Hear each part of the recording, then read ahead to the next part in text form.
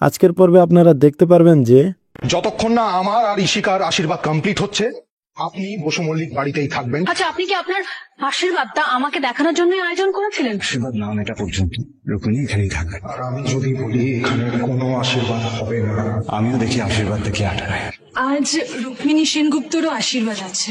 হ্যাঁ, আসলে উনি আজ সকালেই আমাকে ফোন করেছিলেন, উনি আজকে আসতে পারবেন না। প্রীতম সিংহ রায়ের সঙ্গে ওনার আশীর্বাদ ফিক্সড হয়েছে। তার মানে তুমি আমার চালেই আমাকে মাত দিতে চাইছো সুধা? যা হতে পারে না, ওইটা করতে পারে না আমার সাথে, ইম্পসিবল। প্লিজ, আমি তোমার কাছে হাত জোড়ো করে বলছি, এবার সত্যিটা মেনে নাও। উনি রুক্মিণী সেনগুপ্ত, উনি ওনার ভালোবাসার মানুষ প্রীতম সিংহ রায়কে বিয়ে করতে চলেছেন। উনি তোমার সুধা কখনো ছিলেন না। এতে আমি কি করতে পারি? আপনি তো সবটা পারেন। এই তেজ নিজের লাইফে মুভ অন করতে পারবে। প্রথম ওয়াইফ থাকাকালীন দ্বিতীয় বিয়ে তো করা যায় না। তেজ বসু মল্লিক আপনাকে ভালোবেসে এই বিয়েটা করতে চাইছে।